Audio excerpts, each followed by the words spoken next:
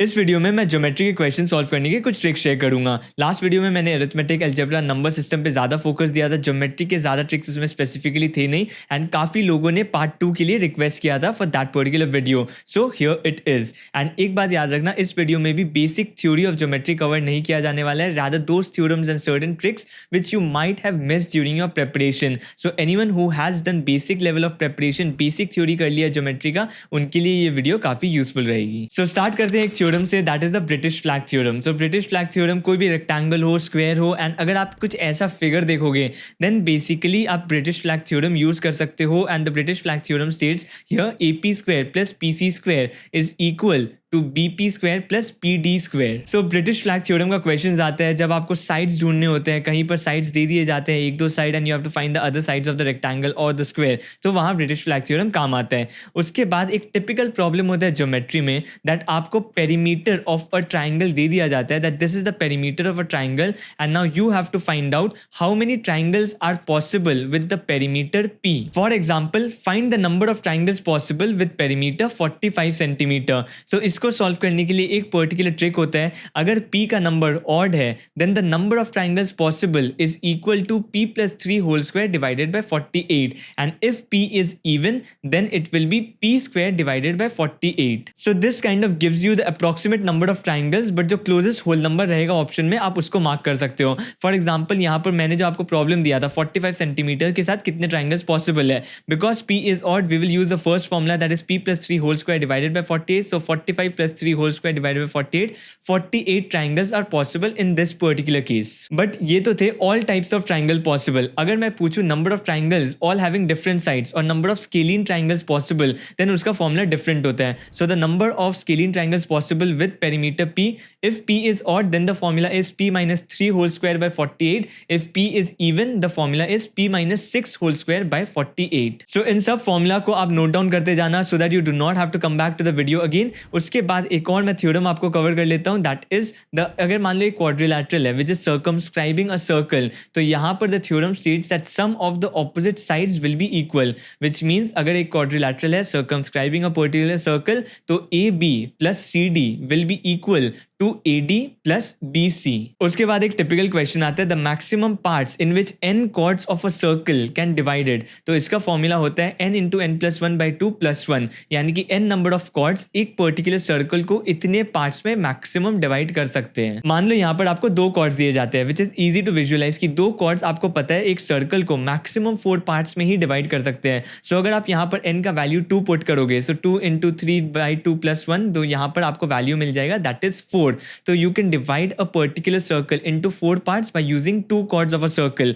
यहाँ पर ही जब आपका मान लो नंबर ऑफ कॉर्ड्स बढ़ा दिया जाए दैट इज 15 16, देन वो विजुअलाइज करना पॉसिबल नहीं होता है, that is where this formula comes in handy. उसके बाद मान लो you have to find the area of a regular polygon, then you can use the formula area is equal to n into a into p by 2, where n is equal to the number of sides of that particular polygon, a is equal to the length of each side of that polygon and p is equal to the distance from the center to any side of that polygon। उसके बाद if you have to find the radius of a circle which is inscribed in an octagon, the radius is equal to a into 1 plus root 2, and the radius of a circle which is circumscribed in an octagon, the radius is 2a into 1 plus root 2, where a is equal to the side of that particular octagon, and if you have to find the area of the octagon as well, the area will be 2a square into 1 plus root 2, again a is the side of that particular octagon। उसके बाद एक theorem होता है ladder theorem, and इस theorem के according अगर आप कुछ ऐसा फिगर देखोगे and let triangle be the area of the complete triangle ABC, तो the ladder theorem states that 1 by the area of that triangle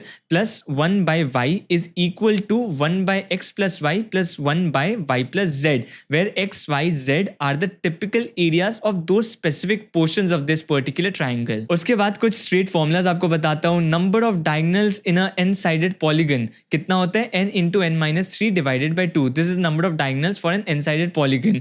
and एक और typical questions आता है, in how many points will m non-parallel and n parallel lines intersect, तो इसका formula होता है 1 plus m into m plus 1 by 2 plus n into m plus 1, H1, सो याद रखना M non parallel and N parallel lines का intersection point सही है। इसके बाद एक और टिपिकल प्रॉब्लम होता है the direct common tangents and transverse common tangents के लेंथ के, एंड उसके लिए भी एक पर्टिकुलर फॉर्मूला होता है। अगर आप डायरेक्ट कॉमन टेंजेंट देखोगे दो सर्कल के बीच में, so the length of the direct common tangent will be distance between the centres of the two circles square minus R1 minus R2 whole square, where R1 and R2 are the radius of the respective circles, and transverse common tangent का length होता है root over of distance between the centres of the circles square minus R1 plus R2 whole square, where again R1 and R2 are the radius of the respective circles. उसके बाद एक theorem होता है Ptolemy's theorem, and Ptolemy's theorem के according मान लो कोई भी साइक्लिक क्वाड्रिलैटरल है, for example as in this case, तो यहाँ पर अकॉर्डिंग टू Ptolemy's theorem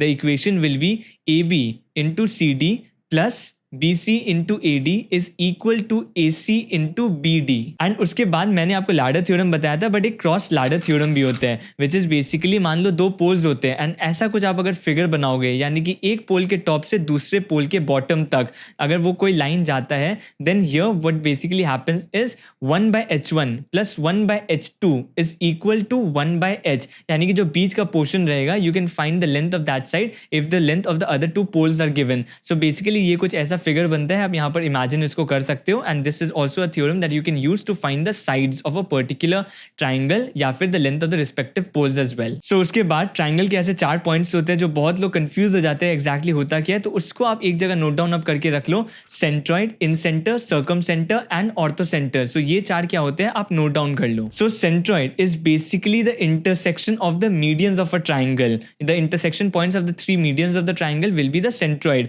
उसके बाद incentre is the intersection of the angular bisectors of a triangle. उसके बाद circumcenter is the intersection of the perpendicular bisectors of a triangle. उसके बाद orthocenter, that is the intersection of the altitudes of a triangle, or you can say intersection of the perpendiculars to the respective sides. And इनके कुछ इन points के कुछ properties भी होते हैं जो बहुत important होते हैं to solve the particular problems. For example, centroid. You have to know the centroid divides the median in the ratio of 2:1 always. So ये एक पॉइंट होता है। उसके बाद the line joining the circum centre and the ortho centre, अगर वहां circum centre and ortho centre को एक लाइन बनाओगे, so basically centroid divides that particular line also in the ratio of 2:1। उसके बाद इन सेंटर की भी प्रॉपर्टी होती है। फॉर एग्जांपल आप अगर ये पर्टिकुलर फिगर देखोगे, then obviously that's the angular bisector that you see AD, तो इसकी प्रॉपर्टी होती है AB by AC is equal to BD by CD. So these are some of the tricks that I wanted to cover in geometry. Make sure you subscribe to the channel, because बस cat तक ही नहीं, cat के बाद भी आपके interview preparation में I will keep coming up with such particular videos and free resources as well. So make sure you are subscribed. That's it from my side for this particular video. See you in the next one.